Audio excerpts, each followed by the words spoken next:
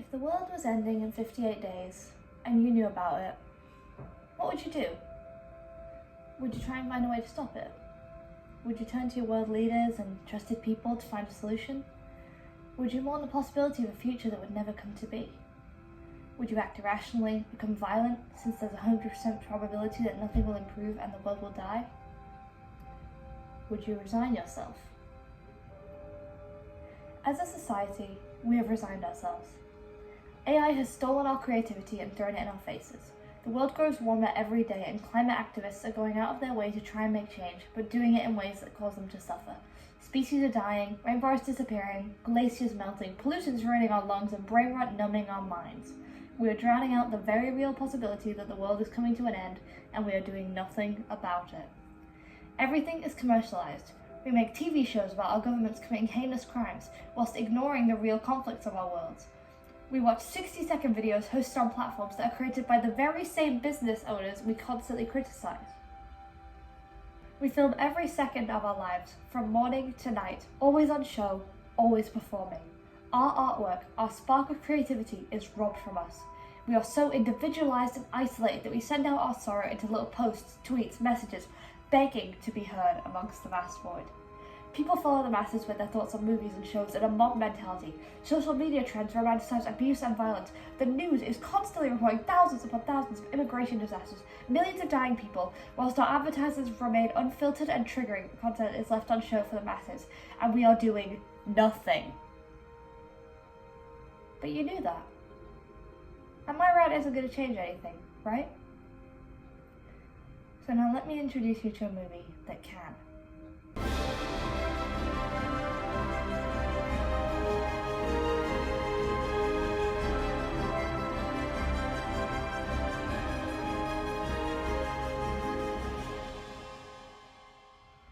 Disney and Brad Bird's Tomorrowland came out in 2015, nearly 10 years ago. I would have made this an anniversary video, but honestly, having rewatched this movie only recently, I felt I had to act as soon as possible to get this out. No pun intended. The movie is sorely misinterpreted by critics and speaks volumes about our current society. I'd pin it as before its time. Okay, sorry, I'll stop with the puns. And I remember watching it as a kid. It left a massive impression on me, telling a then 10 or 11-year-old me that just because I was growing older, it didn't mean I had to give up. And since then, about the last 9.5 years, a lot has happened in our world, and the message of this movie is clearer than ever. Tomorrowland tells us that the first step to changing the world is to believe that its problems can be fixed, and that is truer than ever.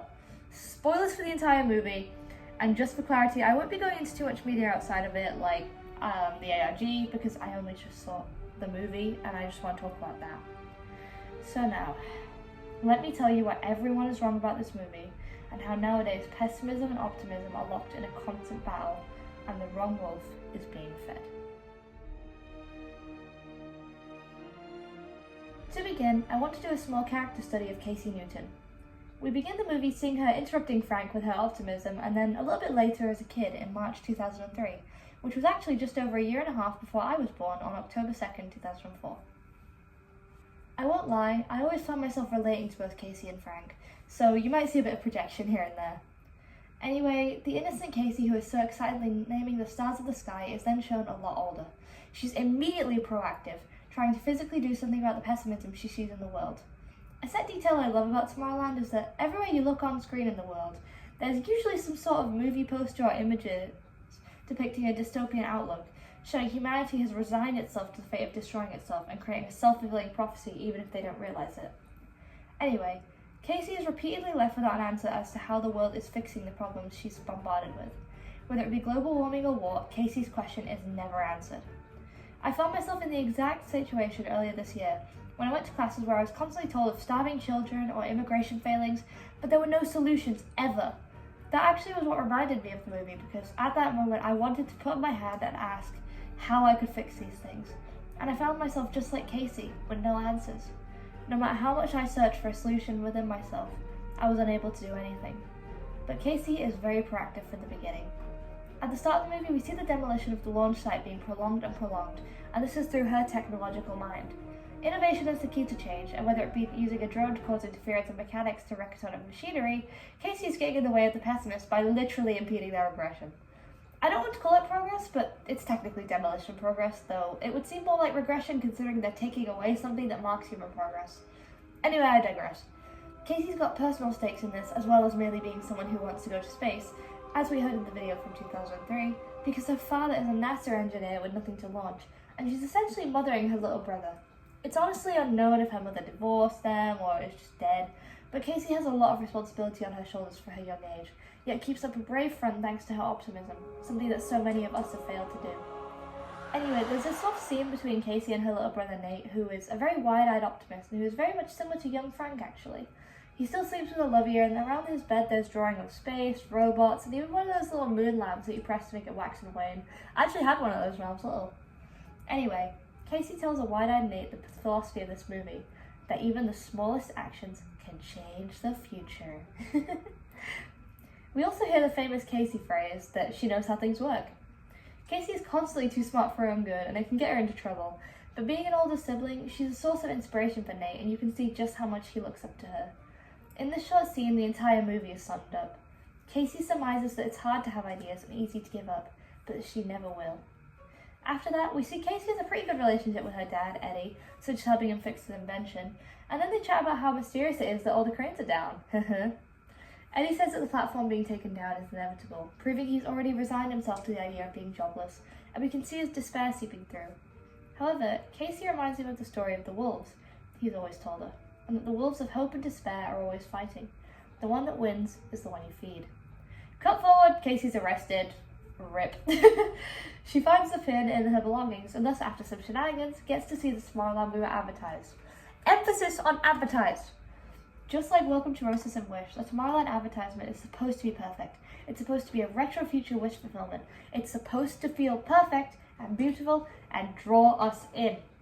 But our world isn't that simple, and neither is Tomorrowland. Tomorrowland throughout the movie acts as a mirror for our own world. It's flawed, it's corrupt, it needs help. Our world cries for help each and every day, but we have resigned ourselves to feeling that wolf of despair. But we still have time. Casey represents possibility and hope. Her surname, Newton, reminds me of his third law. Every action has its equal and opposite reaction. The current state of the world is sending ourselves to oblivion with every scroll, every like, every moment we spend ignoring the possibility of a better future. But idealists and dreamers like Casey are our opposite reaction. They haven't given up. They see issues and want fixes. We need more of them. More dreamers, more idealists, more optimists, more people that little pin represents. A poignant scene right before the fetch quest that ensues is the scene between Nate and Casey. Nate asks if he can come to the future too, and while she's about to say no, she instead says, "Not yet," thus not stopping his hope. Casey imbues hope into everyone she meets, whether it be Athena seeing her potential or her little brother and family. She's a relentless dreamer who deserves to be appreciated for how she pushes through everything difficult. She's kind, though she can be a little distant at times, like how she leaves a message for her dad to indicate she's okay, and her softness is shown with how she puts the cap on Athena while the Auton is pretending to have gone into shutdown mode. She's a caring individual who sees potential and hope in everyone she meets, and doesn't want to let them give up. Her determination to hold on to hope is what makes her an optimist, and her practicality with how she finds fixes for everything is what makes her an innovator, and both of these combine to make a brilliant character. On an alternative side, the movie opens with the voice of Frank Walker, who describes the future as being potentially very scary. He speaks of unstable government, overpopulation, wars on every continent, famine, water shortages, environmental collapse. The list goes on as he sits at his monitor, surrounded by visions of the awful state of our world and unable to look away. This, in my opinion, represents the world as it currently is. To make a comparison to the latest season of Doctor Who, Dot and Bubble showed the people of Find Time constantly surrounded by a bubble.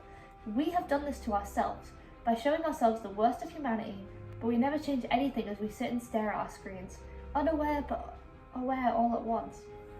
As he's about to say, with every second that ticks by we get closer and closer to doom, he's interrupted by Casey, and doesn't actually get to say anything about doom or destruction, thematically fitting Tomorrowland's focus on self-fulfilling prophecies and probabilities. He even says, "I can't tell them anything until I tell them about this," which is creating a condition of, "I will tell you there's hope after I tell you about despair," which sounds almost exactly like the scenes of Casey in the schoolrooms, where there's so much despair and no time for hope-filled solutions. But instead, we flash back to the 1964 World's Fair, and see the possibility that John Francis Walker once held. wanting to be an inventor. He made a jetpack at 11 years old, even though it didn't fully work. It's still really impressive, and that spark of creativity and innovation is shown by his phrase, "I guess I got tired of waiting around for someone to do it for me." Whilst that might have been a phrase he just used to impress Athena at the time, since I think it was a little bit of a childhood crush, I think also he really believed in those words. The symbol of the 1964 World's Fair, and the one Frank first sees, was the Unisphere. Representing a united world, it's the perfect vision of how the world was envisioned in the future. And funnily enough, Frank's future bedroom is coloured with the blue and orange of the 64 World's Fair, suggesting he still holds the memories close, alongside having a little pamphlet of it that says "Never give up." We see people of many races and origins in this scene of the fair, all brought together by the promise of innovation and beauty, and that already gives us a wondrous sense of optimism of what's to come. Even the music gives us a cue as to Frank's optimism, by first literally playing "A Great Big Beautiful Tomorrow" from the Carousel of Progress, which opened in the World's Fair, and then during the scene where he assembles his jetpack, we hear the leitmotif of Tomorrowland, indicating he's just the sort of innovator they need. However, there are two conflicting views at play here. Athena is interested in why Frank even bothered to make the jetpack, and he says it's because he essentially wanted to be proactive, mirroring Casey, whereas Governor Nix asks if it works. He says things that don't work have no value whatsoever, and that things being created just for fun is ridiculous. He does agree that inspiring people is good, but that something that cannot function will never inspire anyone, which is just blatantly untrue. Walt Disney's vision for Tomorrowland was a vista into a world of wondrous ideas, signifying man's achievements, a step into the future with predictions of constructive things to come. Tomorrow offers new frontiers in science, adventure, and ideals, the atomic age, the challenge of outer space, and the hope for a peaceful and unified world. And though one could argue Tomorrowland is outdated and at that time none of it was possible, Frank represents these ideas perfectly, especially his line, "I can make it work." He sees the potential in an idea, even if it can't be fully realized at the current time, but will inspire the next generation to believe anything is possible, and that in time, everything that can't happen today will happen tomorrow. It's well known that Frank never had anyone who believed in his ideas. We see that his father thinks he's wasting his time and doesn't believe Frank's idea will ever work. It's depressing, as both Nix and Frank's father represent those who have already resigned themselves. Creativity is commodified down to whether it's utilitarian or not. Our ideas can't just exist for fun anymore, not if they are not profitable or publicly adored. And with the rise of things like AI and the death of innovation, the world really is doomed. Or is it? Athena giving Frank a pin shows her pragmatic nature. She already is a bit huffy and childlike, basically insinuating Frank should understand what she means by 5 o'clock when speaking to him about her directions. But she's also really sweet and endearing. She gives him the pin, allowing him to enter Tomorrowland, and to foreshadow her being an android, claims she's the future. On a more symbolic level though, and I'll get into it later, Athena is presented as a child throughout the whole movie. She represents the unending spirit of optimism and childlike wonder that children will always be the future and innovate, but they will also have to make sacrifices for a better future. Frank riding on It's a Small World also follows this innovative logic, as he's literally being put into the unified world we dream of, just represented by animatronics and dolls. And it's almost cute how he looks a little nervous entering the darkness, as for its time, It's a Small World was an innovative idea of its own. Audio animatronics were just being popularised, starting with the Tiki Room and then moving to the World's Fair shows, so placing the inventive Frank into an environment full of inventions that is literally a gateway to a world of invention and technology. This movie is so much more than critics give credit for. Anyway, we then get that glorious jetpack scene. For starters, Frank spots Athena in the ship, and it looks so inspired by this. It's probably like right out of the sci-fi magazines he got through the mail order, and proves his idea that seeing someone like that makes people believe anything is possible. Frank then meets a robot that fixes his jetpack for him and makes it work, basically proving the idea that we need help to innovate. It can't be done by one person alone, but despite not speaking, it's clear the robot believed in his idea enough to help him finish it. And by the looks of it, Frank was so close to making it work on his own. Then, one platform fall later, we are given our first glimpse of Tomorrowland. And what a beautiful sight it is. The land, for all its white and sleek look, it's gorgeously colourful, depicted as a solar-punk city where environmental awareness thrives alongside human innovation, and a sequence of Frank flying over it, seeing waterfalls and lakes, robotic birds, flowers. All of it rings true that seeing a kid flying around with a jetpack would make anyone think anything is possible. And the city of the future is within our reach. But then we get this moment of hilarity about, and everything went to hell. The next time we see Frank, he's a jaded man in his 50s who's been affected by his failure to bring hope to anyone, only despair. We learn he created the Monitor, the thing that's beaming pessimism into everyone's heads, and then was forced to leave in 1984, where he felt betrayed by Athena not telling him the truth about herself and Tomorrowland. The probability counter of this destruction room is 100% because he believes it to be, but we see it go down when Casey says she'd listen to his words, she just wouldn't believe them. As I previously stated, the movie argues that the first step to creating a better future is believing in the possibility of one, and Tomorrowland shows this literally through that 1%. If only 1% of people believed in a better future, that is still over 79 million people.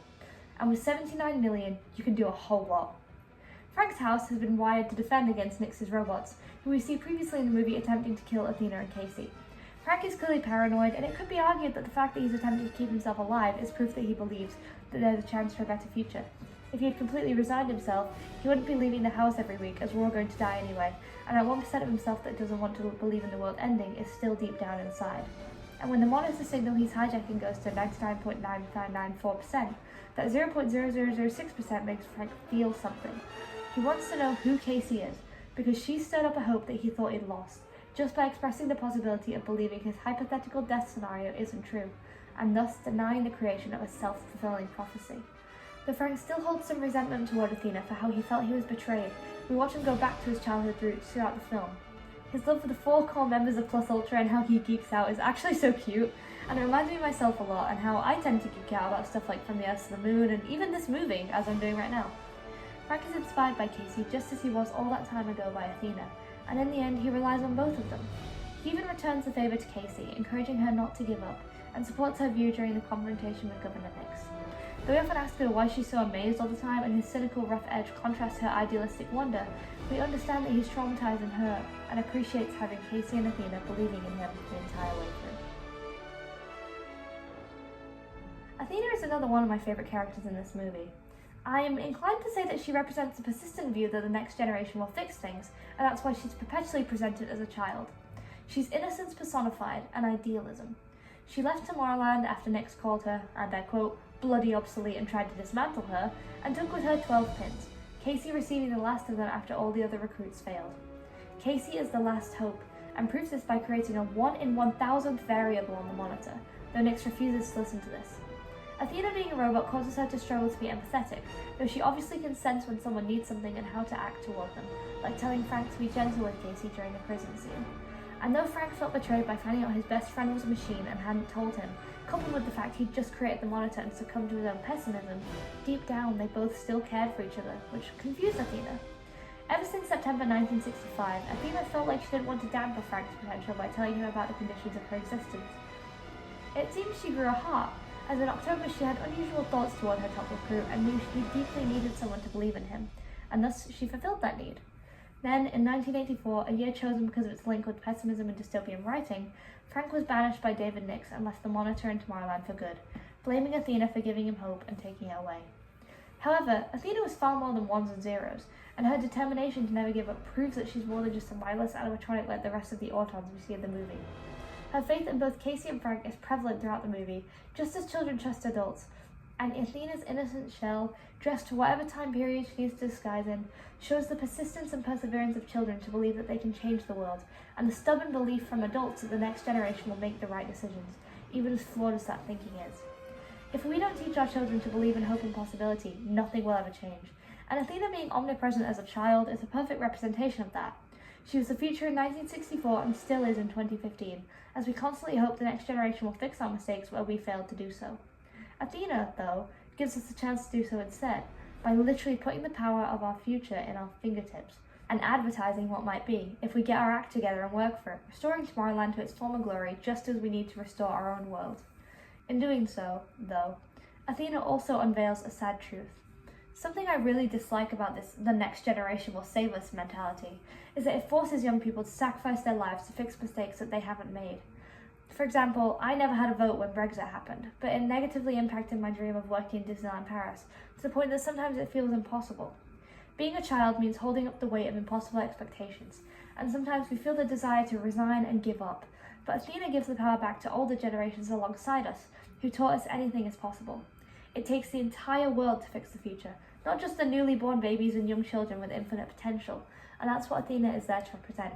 She's a beautiful allegory for pressure and potential alike, and her pragmatic character as well as empathetic but no-nonsense personality makes her delightful to watch in action.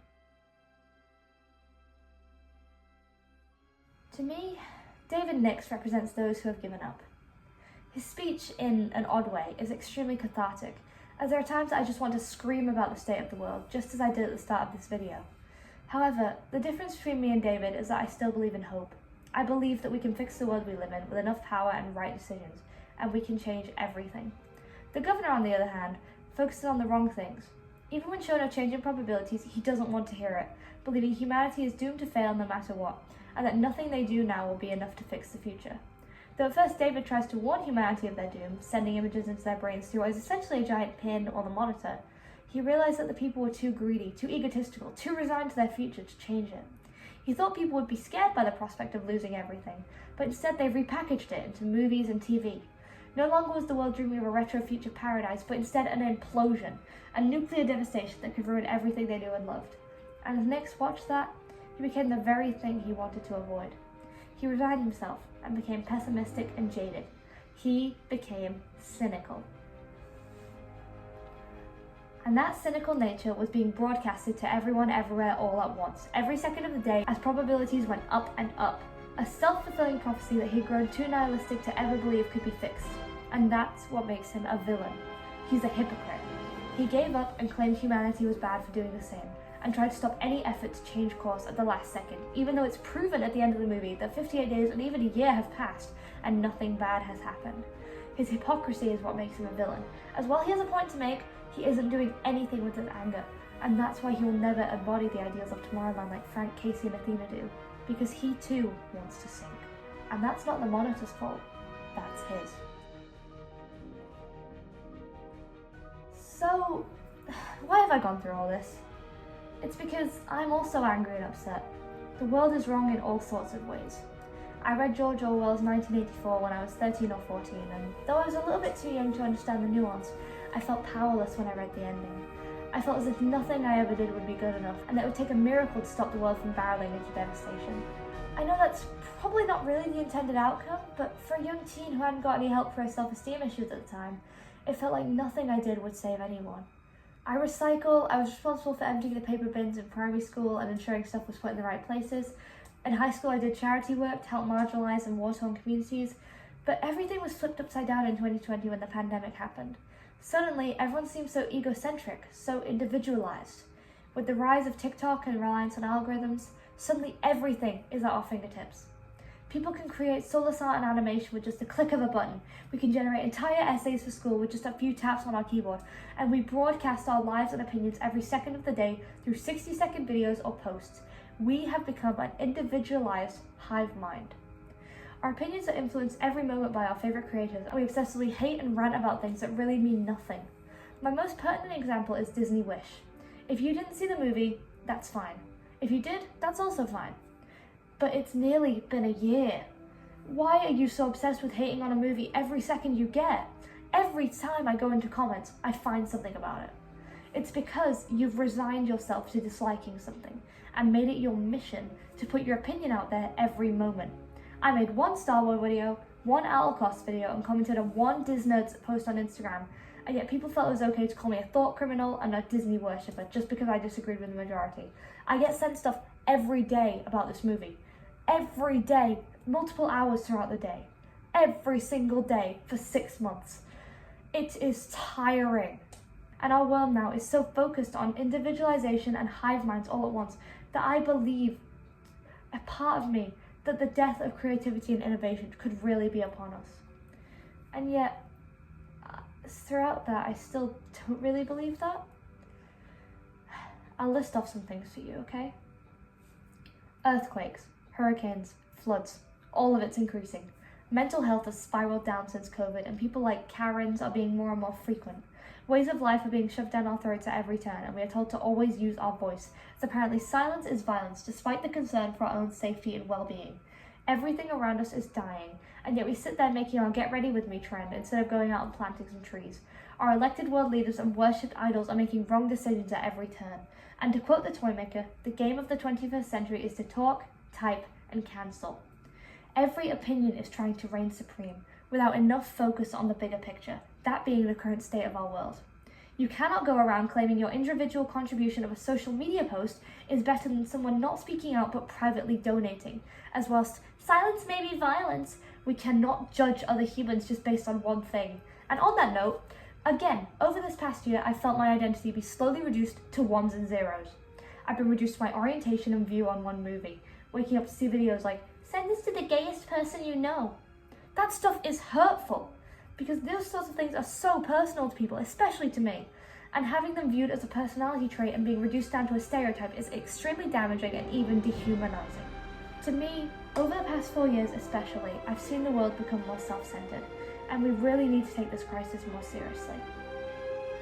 Tomorrowland itself, the world and dimension, it's an allegory for our own. It's lush and teeming with ideas and creativity at the beginning, but upon cynicism and commodification entering the mix, we are left with a shell of its former self. But not all hope is lost. Though most of us are comfortable in our current lives, and I could be called a hypocrite as I tend to stay silent and not always use my voice due to my own fear and trepidation, I hope we can collectively put our heads together. We don't need a rebellion, a revolution. We don't need to try and colonize Mars. We'll just ruin another planet. Instead, we need to encourage those that we push up into power to make good changes and fix our own planet. Countries and continents don't exist in a vacuum. Your vote matters, and international politics is such an important part of our lives no matter where you live. We can continue to let our world leaders get away with doing nothing and our society will crumble, or we can ask a very simple question. How do we fix it? We need to think as a collective. Empathy is diminished, people are spending more time online than actually helping the environment and themselves or making change through donations. Misinformation spreads like wildfire, and it is time to stop it. No more. Recently, I've seen some things that have reminded me that I don't live in a bubble. Whilst on holiday in Panama, we went to a zoo, and though I saw all those cute videos online of creatures interacting with humans, I felt a horrible wrongness seeing all these birds caged and monkeys running in circles, whilst there was a lush rainforest just around the corner. We don't live in a vacuum. Our ships and all that don't live in a vacuum. We need to get out of the online sphere. And that experience forced me to start reevaluating my small-minded perspective on organisations like SeaWorld, which I've admittedly been a bit too forgiving of. Though I have made peace with the idea of enjoying their defunct characters and not supporting them directly, monetarily, only through thrifting their merchandise, my eyes were open to the issues of the world again, and my dissatisfaction with the state of the world came back to me. Except now I'm determined to fix it. There is a constant epidemic of selfishness and cancellation, and we really have to make a genuine effort to change. Doing good things for clout is not the same as doing good things because you want to make genuine change. And that's why sometimes I cancel projects I announce, because I realise I'm merely doing them for clout and fame instead of a genuine wish to make a difference. And as David Nix himself said, we have resigned ourselves to the future that we have because a better future does not ask anything of you today. And how does everything I've just said make you feel? Angry? Sad? Upset? Good! Because that means deep down inside of you, that wolf of despair that you've been feeding is being combated by the 1% of you that still believes in hope for a greater future. Feed the right wolf, make a difference. Our time is now to make a better future, and that can only be achieved if we all work together and imagine a world where anything is possible. And if that world we see is our healed, beautiful planet, we can revitalise invention and creativity and not bow down to corporations, and reignite those electric dreams that make up our great big beautiful tomorrow. In conclusion, Tomorrowland is a severely overhated movie. The characters are so relevant to the current world, especially post-pandemic, and as Frank Waters stated in 2016, the same year actually that I finalised the decision that I wanted to be an Imagineer after wondering about it since I was 10, he says, "It isn't hard to knock down a big evil building that's telling everyone the world's gonna end. What's hard is figuring out what to build in its place. And if we're gonna do that, we can't do it alone." The movie speaks to our perpetual issues of believing the next generation instead of our own, letting ourselves be ruled by pessimism and fear, and resigning ourselves to a life of hypocrisy and defeatist ideals, but it also gives that glimmer of hope that the T-pin stands for. That pin, when placed into our hand, gives us the belief that anything is possible, and encourages us to foster our imagination and creativity. Though Tomorrowland doesn't exist in our world, instead symbolically our power to change the world and influence others is literally put back into our hands. It's just our choice whether we pursue it. And if you haven't given up yet on making our world a better place, then keep an eye out for a little orange badge telling you to change the world. You just might need it.